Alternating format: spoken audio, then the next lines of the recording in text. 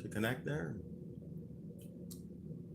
I'm Father Anthony Hannon from Inviam Patches. This is To Prepare His Way, and I'm very privileged to be uh, granted an interview with James Topp, who he doesn't probably need any introduction, but I'm going to turn the camera to him, and there's T-shirts and sayings on some cars. Who is James Topp? So I'd like to ask you, James, if you could, in your words, who is James Topp? Yeah, I'm just wondering before I get into that, Yeah, should we please. shut that off Uh, if you think it's going to interfere with the I sound? think I think it'll be fine. Okay. I'm kind of low Okay. tech, so Yeah. Hi. I'm just I'm your typical Canadian guy. I was spent a number of years in the armed forces after I joined up in the early 1990s. I transitioned from the regular army to the reserve army in 2019, and that enabled me to get employment with the public service, where I was working with the RCMP as a civilian. So I was a facility manager, and during my time in the military, I was able to participate in operations overseas, including Croatia, Bosnia, Macedonia, and Afghanistan. So with regard to Croatia and Afghanistan, I spent a year in Croatia, and that was post Civil War period there in Yugoslavia. In Afghanistan, I was there twice, and I've done training with the Americans, the British, Norwegians, Australians, New Zealanders. So I've been around the block a few times in my army career, and I was kind of happy to settle down into a kind of 9 to 5 job with the public service. We had all of the pandemic measures put in place on 2020, as you everybody I'm sure is aware, which I think was the beginning of a dark period for us in a lot of different ways. In that it was a very divisive time for people, especially if you didn't quite buy into what they are saying is COVID being the most deadly thing since the Black Plague. So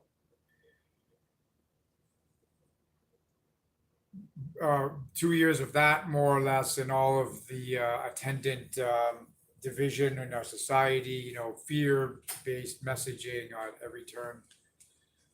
Uh, then we had the announcement that the federal government would be implementing mandates for travel, which then became mandates for federal government employees. And I was affected in 2 different departments because I was still employed part-time by the Department of National Defense, and then I was also employed full-time by the public service.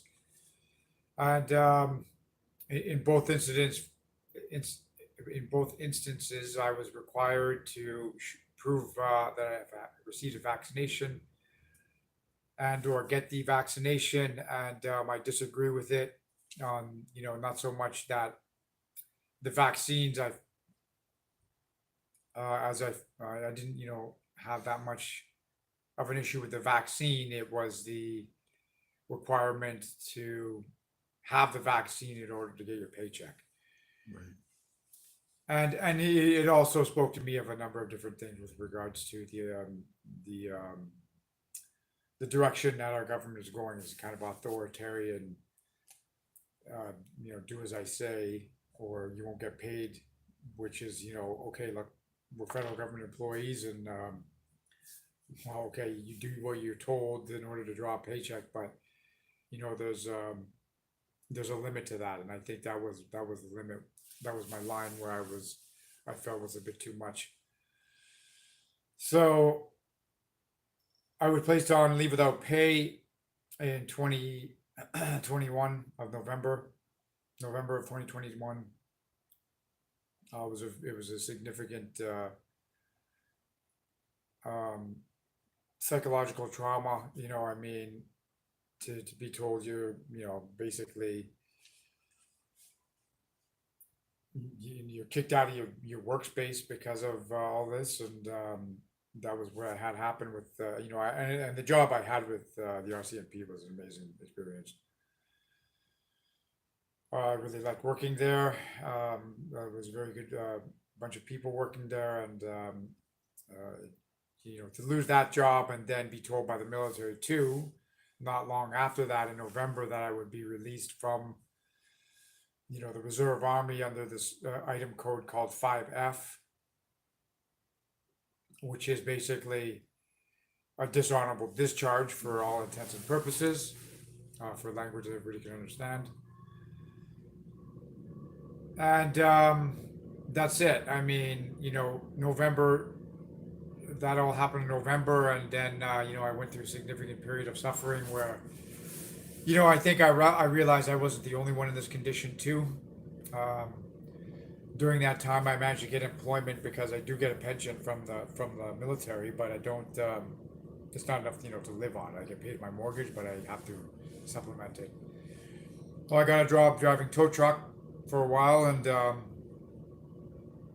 in Hope, BC, where I live, and I experienced, kind of a different world for me. It was the private sector, and it just kind of opened my eyes to a number of things, including what's out there. What do people in that, because in how to put it, it's in the army you're kind of sequestered, or you're not you're part of society, but there's a little sub society in that you Okay. are sheltered in a lot of ways from things that people in the civilian world are exposed to. Economic downturn is one of them, Okay. because you're signed a contract and you're always getting paid no matter what. So even though there's times you are sent overseas and stuff. Anyway, what I came to realize, and why I had always known it, is how hard the Canadian public works, and what they have to do to get by. And I realized that it was the Canadian public paying their taxes is what had paid for my career in the armed forces. That was just kind of something swirling around in the back of my mind. And I saw how hard people are working out there, and then come January, we had protests. Then we had, that was inspiring in and of themselves, because it was, Canadian people finally pushing back on all of this fear-based, control measures that were put in place, and it was refreshing and comforting to see. It was, after all of this, this I don't know how to describe it, but the finger wagging, mask wearing, all of the bad feelings, that all of that, the commitment to that behavior just brought about in people.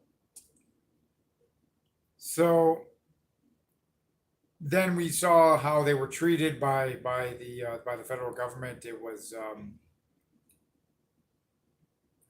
they were insulted, and then as we know now, there was the Emergency Measures Act put in place because it was, they were proving to be an inconvenience, and instead of having any kind of discussion or dialogue, they were just, pushed off to the side. So I mean, the whole thing was a kind of a disgrace, and that there was, no attempt at discussion as to why they were there and what the issues were, and no olive branch extended to alleviate the situation.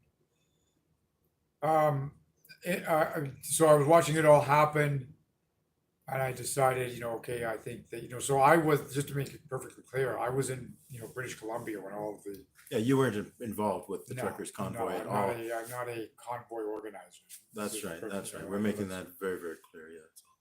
It's that was put out in, like, I know that's been something that was put out in the press recently, and I'm not one of those people. And even if I was, good for them. Like they inspired me to do my own form of protest, and like I said, that what the truckers did and the Freedom Convoy. It inspired a lot of people. It brought people together in ways that it's just hard to imagine the situation where we had spent 2 years being hit over the head and traumatized by this kind of like I said, fear-based messaging, and then to see all these folks coming together and uniting in the way that they did, it was something to behold. So It seemed to unite Canadians, and I mean, even though I think the Prime Minister mentioned a fringe minority, but the thousands and thousands of people that came out on the overpasses with Canadian flags, it seemed to uh, reignite a healthy Canadian pride. yeah, and of course, it was used to also, yeah, and that was amazing to see. That was I remember being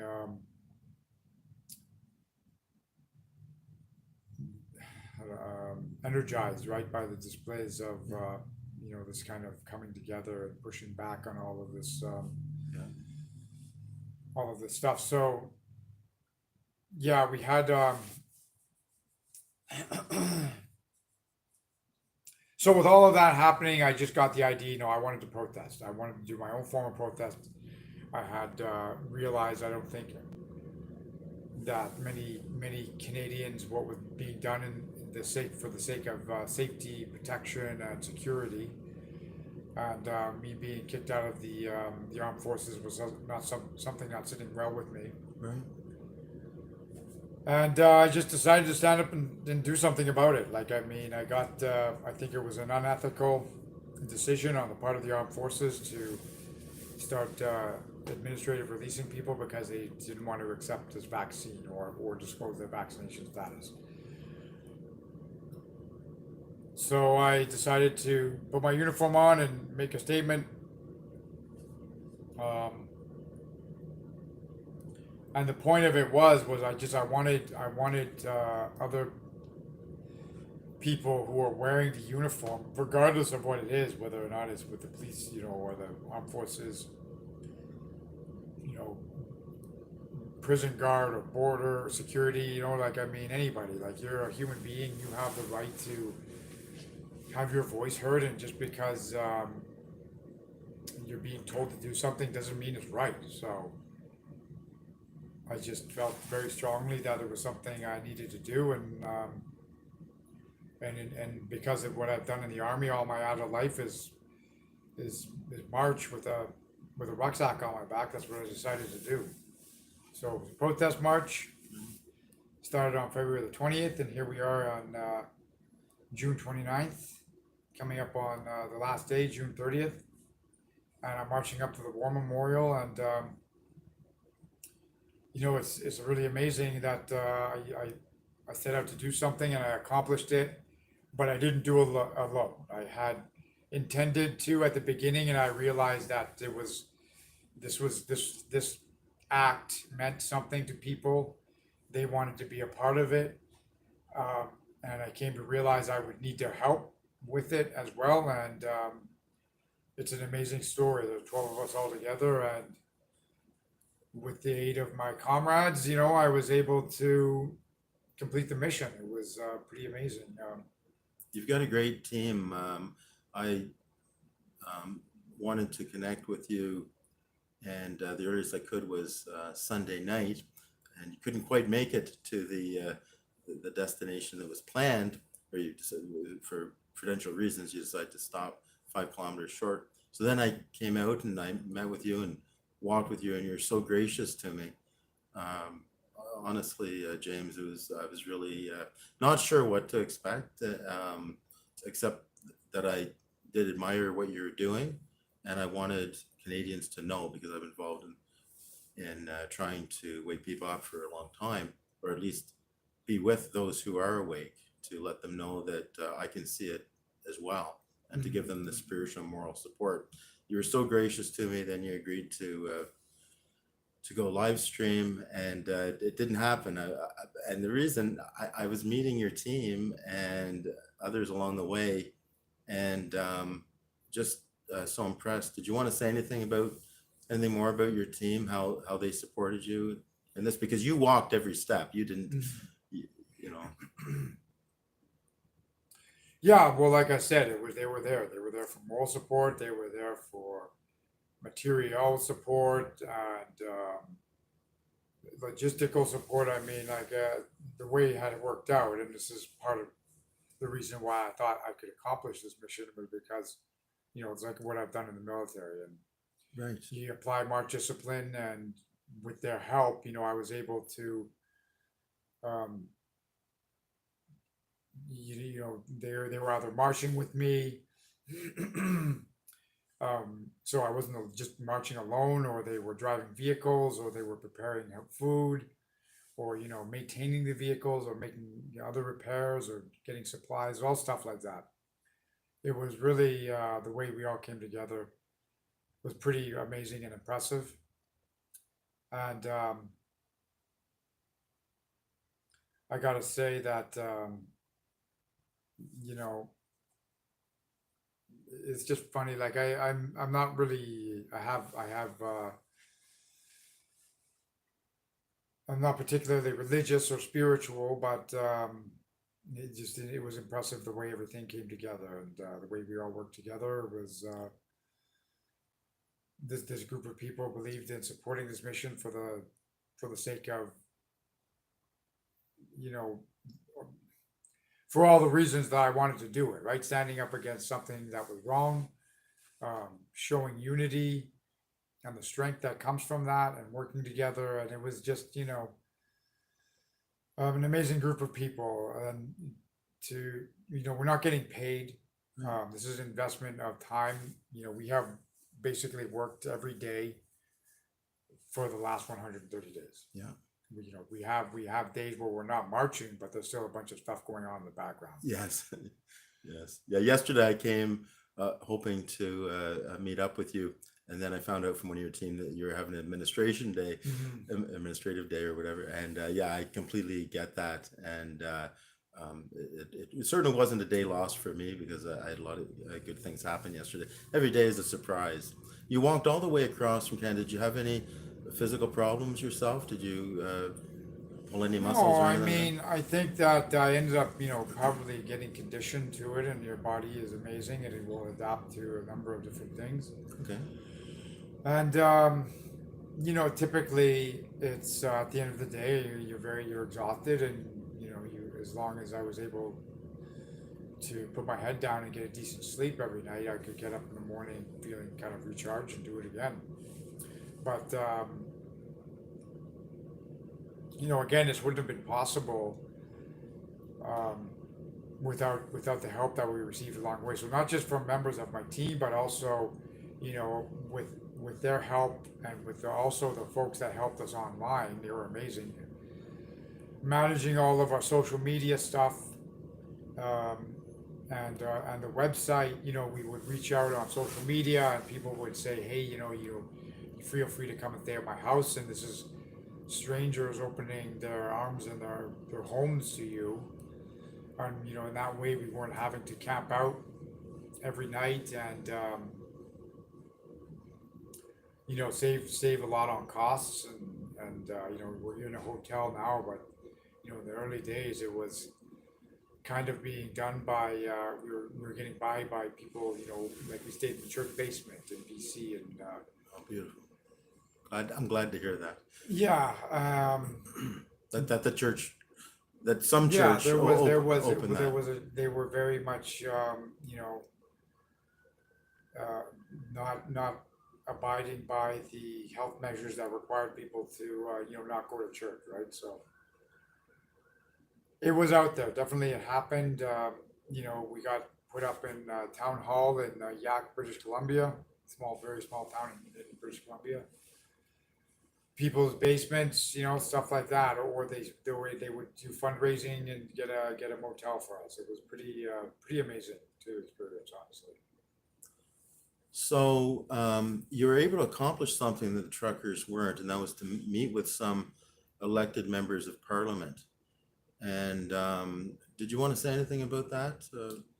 Yeah, it was very impressive because it showed that when you try hard enough, the system actually does work. So they responded to letters that I had written to them.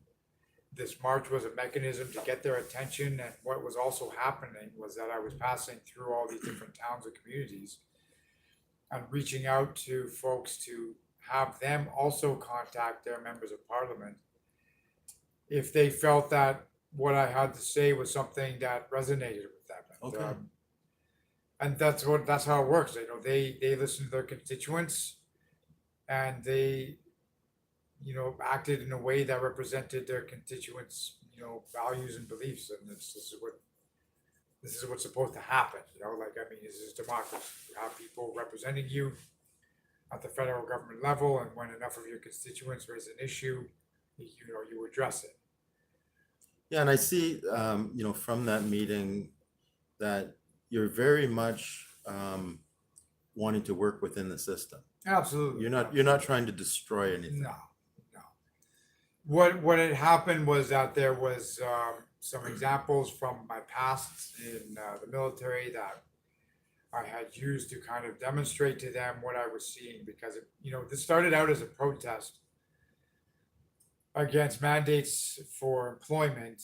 I lost my employment, so did a number of other folks, and I wanted to speak on their behalf.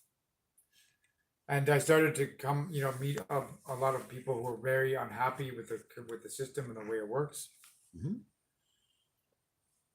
And it was kind of disturbing to me, because when I say they're unhappy, I'm understating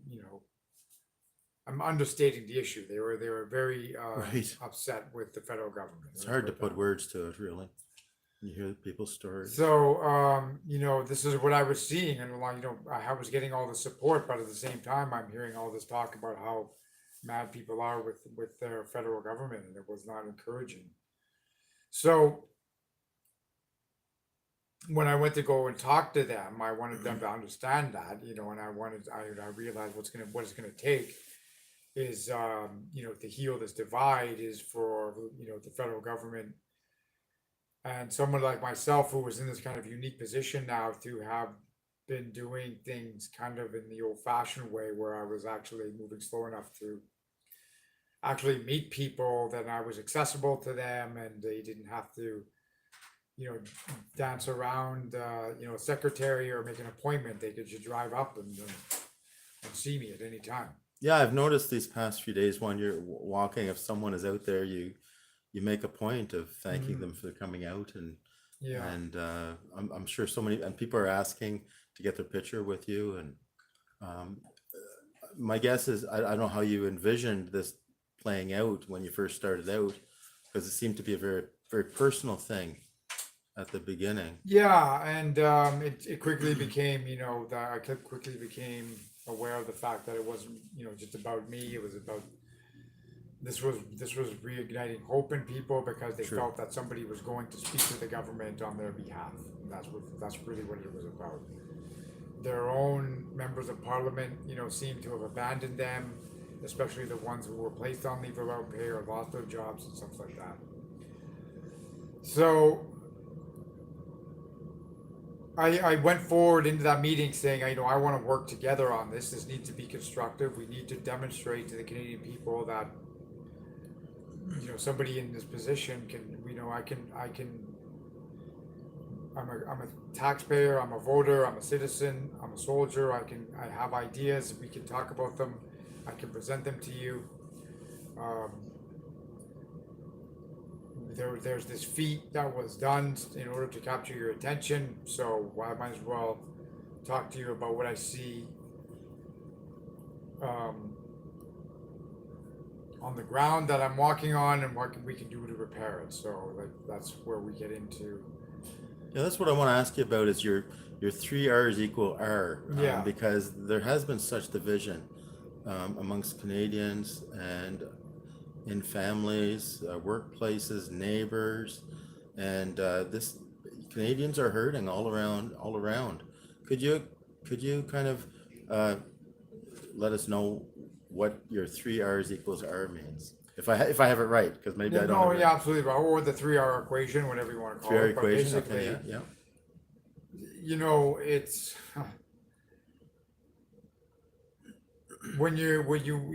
so at one point in time, you know, there we're marching anywhere from 10 to 12 hours a day, right? And me in particular, I don't like to get distracted with music or podcasts or whatever. It's something I've done in the past, but you know, I'm marching with people. I have to be aware of my surroundings. We're marching down the highway. I'm responsible for their safety in a lot of ways. So yeah. You're if, very conscious of that. yeah, Thank you for that. While I was walking, I was like, wow, James has his eye out for us yeah, for our safety. So please. yeah. But you have time to think about these things. So I thought about this, what I'm seeing, and all of you know this discouragement and disenfranchisement. What can and the alienation, right? It was the alienation in this position of this new system where people were cast out, so to speak, if they didn't believe certain things. So I don't know. I was just I got to thinking about what it's going to take, and obviously for me, it's not that hard. I mean, it would like repeal the mandates that caused all this in the first place. It can be conclusively shown that for the most part, they did little to nothing to curb the spread of this what they're calling COVID, um, and they're harmful, or they're more than likely harmful. That's I guess what I'm getting at. And I'm not just saying that. That's not just me and my uneducated opinion. Okay, I'm saying that because this is what I'm learning from doctors who specialize in these fields, such as epidemiology, like Dr. Paul Alexander. Yeah, true scientists, true doctors. Yeah, Are and willing to swim against the stream yeah, and say what they're finding. yeah, and so this is evident, and this is actually provable now, and the fact that we have officials at the highest levels who don't want to come down and conclusively prove how or conclusively prove otherwise Right. is indication in and of itself that there's a problem there. So repeal mandates. That's why I keep pushing on that. Suspension isn't enough. They need to be lifted and done away with entirely. Reinstatement of employees is critical. For the most part, I mean, I would love to go back to my old job, and I'm sure there's lots of federal government workers who feel the same way. Okay. Restitution for the wages lost. I've been on leave without pay now for 5-6 months. So it would be good to get some at least some compensation for that. And those are the 3 R's, which lead to repair. And then when I say repair, it's we're going to go forward. We're going to recognize that something was wrong, and we're making attempts to fix it without casting judgment or holding grudges or pointing fingers. Right? Like, I mean, okay. This is we're not going to question anybody's decisions about what they did. Let's just go forward and fix the problem before it turns into something we can't control. Well, James, I really want to thank you for again being so gracious to me, and I don't have a huge following, but you, which I don't really want a huge following because it's a terrible responsibility there. Tomorrow is your last leg of this protest march, and do you know how many kilometers it is tomorrow? Yeah, I think it's a little less. There's like between 25 and 30 kilometers. 25 and 30 kilometers. And we expect quite a few new people marching tomorrow with you, somewhere along the lines. The potential is there, yeah. And safety is number one through all that. And what time do you think that you'll be reaching the tomb of the unknown soldier? So we want to leave at approximately 1000 hours from today's start point, which is you would have to check Yep. our Check, website and social media pages, but yeah. CanadaMarches.ca. yeah, and then you'll find links to all the various social media posts. But Okay. that point is our start point. Leave at around 1000, arrive at the War Memorial at approximately 1800 in the evening. So you're looking at an 8-hour day there. And that, just gives us time to manage everybody across intersections, and there's folks that want to meet us along the way. Get to, maintain safety, get to the War Memorial. It's about me paying respects to not just the veterans that were in Ottawa in January, who stood shoulder to shoulder with protesters, but it was also paying respects to the team and on the ground and online, and also the Canadians who opened their hearts and homes to us, like I said. Along and it's just getting that out there, making sure that this is like, I'm fairly happy with the way this all went. And you've been working with the police liaisons all the way along. Yeah. And they've been very cooperative and Yeah. helpful to you. And when you're going to the Tomb of the Unknown Soldier, did you want to express what your intentions are and what they are not, so that I know you've expressed that before, but just for my viewers and whoever might see this. Yeah, absolutely. Like, I am not occupying Ottawa. This is not. This is a celebration of the end of this protest march. Now, there's probably still more work to do, and I had mentioned that as part of the conversation I've had with members of Parliament. I want to keep communication channels open with them, and I think that's happening.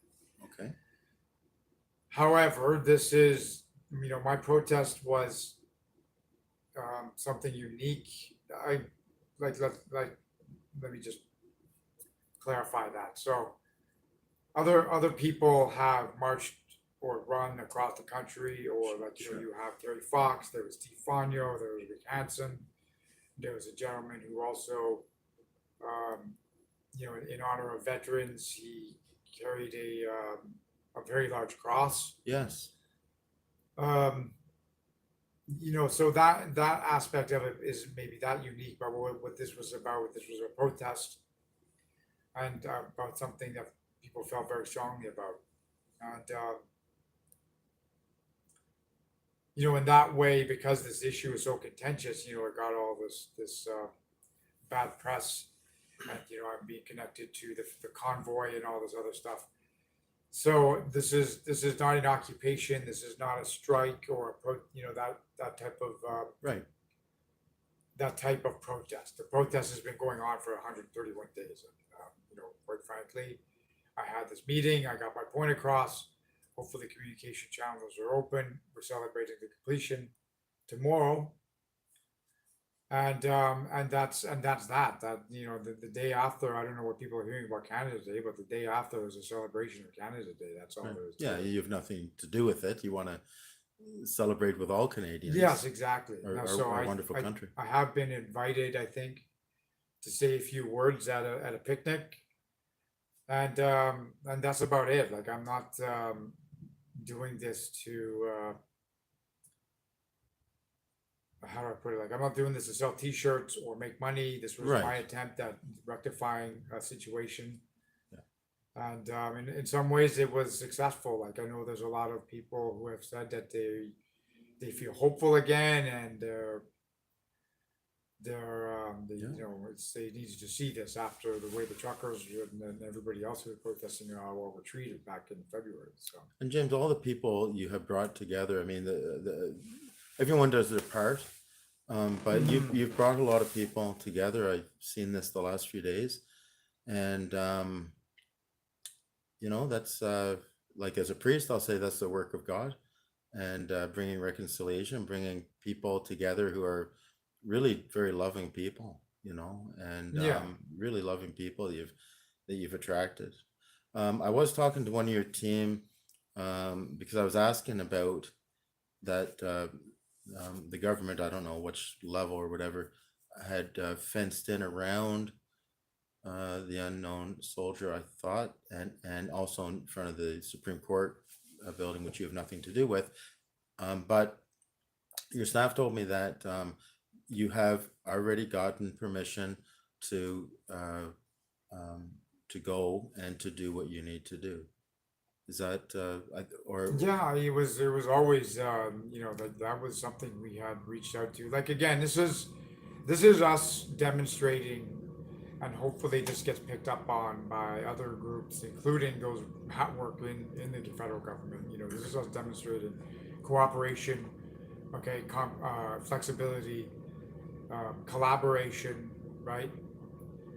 and Um, there's no surprises as yeah, I far as mean, as far as the authorities, the police, everyone downtown, all the authorities downtown, um, they know what you're doing, yeah, and you've gotten the go ahead already. So it's not you're not doing anything um, yeah, I mean, against exactly. anyone's Yeah. the official thing. So, um,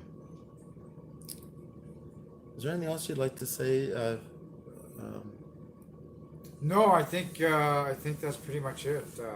If you're watching and you've contributed, and you've been out there and you've said hello, and or whatever, um, I just thank you for it's an overwhelming experience for somebody like me, and it's really reestablished some faith in me too, in humanity at least. So. Oh, that's excellent. I really, really appreciate taking the time. Uh, Thank you very much. And yesterday when I went down and I didn't realize to your starting point, I didn't realize you're having the admin day. There was a young lady working across the street at someone's property, and I saw a couple flags, and I went over and said, "Are you waiting for James Topp?" And she says, "I love James Topp. Is he coming around here?" And I think was speaking very spontaneously, young woman, I don't know, around 20 or something. And I think she was speaking for a lot of Canadians that, James, you're very much loved and you're very much appreciated. And I thank you very, very much. And I'll just put the camera back to me for a second, and then I'll say goodbye to the viewers.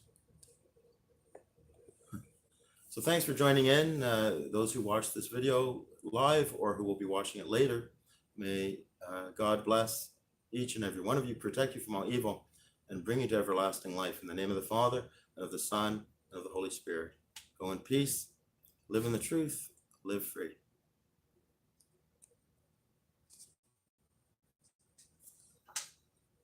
So are you